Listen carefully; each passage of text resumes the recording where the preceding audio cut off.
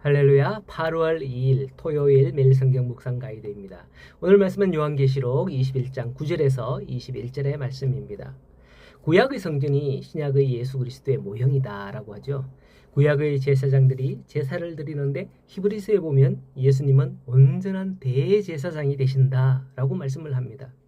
이처럼 신약 시대 이후 교회는 그리스도의 신부입니다. 교회라는 단어가 헬라어로 에클레시아인데요. 그 뜻은 밖에서부터 불러들였다 라는 뜻이죠. 세상으로부터 그리스도의 신부로 모아들인 것이 바로 교회인데요. 그래서 교회를 시작되는 하나님의 나라의 모형이다 라고 하기도 합니다. 하지만 이 땅의 교회는 진정한 의미에서의 하나님의 나라가 아닙니다. 진정한 의미는 예수님의 재림으로 완성되는 것이죠. 다만 이 땅의 교회가 그러한 불완전함에도 불구하고 하나님의 나라라고 불리울 수 있는 것은 그곳에 하나님의 통치가 임하기 때문이죠. 하나님의 통치, 즉 하나님의 다스림이 있는 그곳은 바로 하나님의 나라인 거죠. 물론 여기서 하나님의 나라라고 부를 수 있는 교회는 우리 눈에 보이는 건물로서의 교회가 아니라 성도들의 공동체 자체를 의미합니다. 실로 이 땅의 교회, 곧 성도들의 공동체는 하나님의 나라요 어린 양의 신부이죠.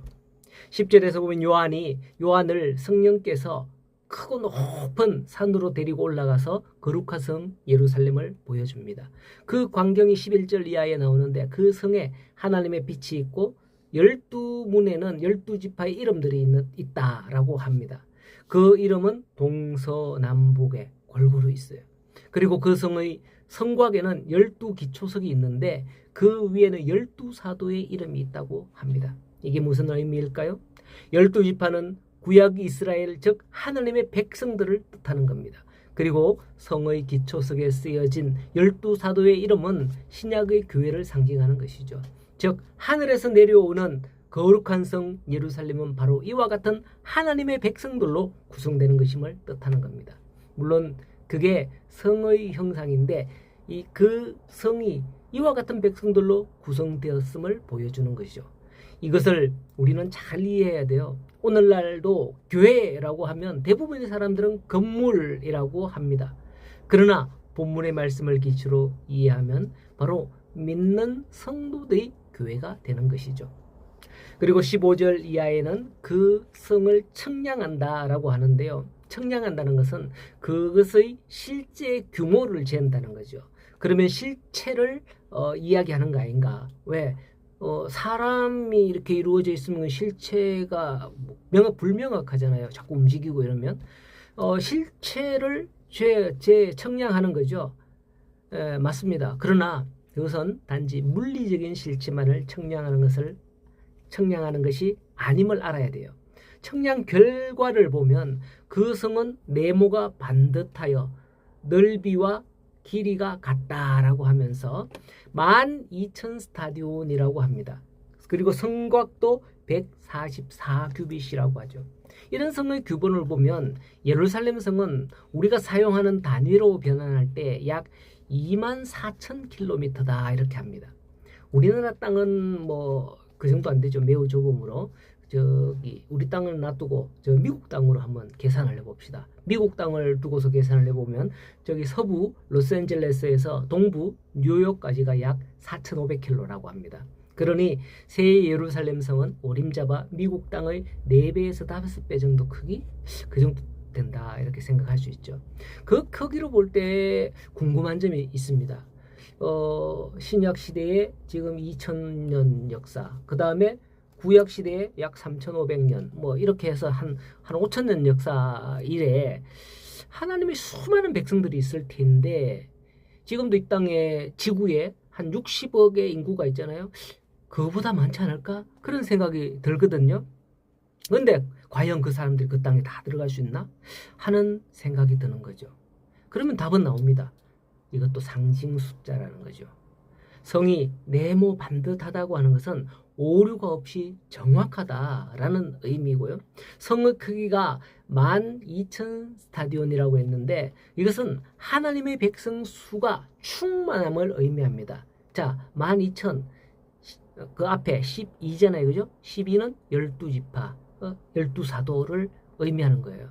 그리고 1000, 12에다가 1000을 붙이니까 12,000이 되는데요. 숫자를 읽을 때는 1000은 충만함의 뜻을 갖고 있습니다. 충만하다. 예, 지난번 천년 왕국 때 말씀을 드렸죠. 이상하게 학자들이 다른 거는 다 뭐 의미로 그렇게 계산을 하면서 천년이라는 거는 천년 왕국, 전천년설, 후천년설 뭐 이러면서 그렇게 한다, 이상하다. 제가 그렇게 말씀을 드렸었습니다. 자, 어쨌든 그때 말씀을 드렸듯이 천이라는 것은 충만함이라는 뜻을 가지고 있습니다. 그리고 12는 12지파나 또는 신약에 이르러서는 12사도, 즉 12사도, 믿음의 사람이 충만하다라는 뜻을 가지고 있고요. 그리고 144규빗도 앞서 14만 4천이 하늘에서 14만 4천 명이 구원받은 그 물이 있잖아요. 그죠? 그 사람들이 노래한다 하는 그것과 아마 관계가 있는 겁니다. 오늘날 세상은 양지와 음지, 빈부, 선악 이런 것들을 공히 가지고 있는 그러한 세상입니다. 그래서 완전 무결한 곳이 아니죠. 그러나 새 예루살렘의 성은 이와 같지는 않다라는 겁니다. 그 성은 완전 무결한 곳임을 나타내고 있습니다. 요즘도 한 가지 이야기하면 과거에는 플러스 마이너스 음과 양으로 모든 게 구성되어 있잖아요. 근데 요즘에 기술이 발전하고 이렇게 하니까 플러스와 마이너스를 동시에 가지고 있는 그런 것도 있다라는 것을 과학에서 발견하고 이걸 증명하려고 애쓰고 있잖아요. 그걸 양자라고 합니다. 양자 컴퓨터, 양자 역학 뭐 이런 거 들어보셨을 거예요. 두 개 다 가지고 있다. 이 완전 무결한 것이 되는 것이죠. 자, 그런 성이 얼마나 아름다운지 18절 이하에서는 각종 보석으로 그 아름다움을 설명하고 있는 것을 볼 수 있는 겁니다. 성도 여러분, 우리의 믿음은 과연 얼마나 아름다울까요? 새 예루살렘에 들어갈 성도들의 아름다운 믿음이 이 보석같이 빛나게 되기를 간절히 소원합니다. 오늘 하루도 이 보석 어두운 데 있으면 전혀 빛이 안 나요. 그러나 빛을 받아서 광채를 내듯이 오늘 하루도 하나님의 영광을 우리가 비추어서 드러내는 그런 성도들의 삶이 되기를 간절히 소원하고 축복합니다. 오늘도 승리하십시오.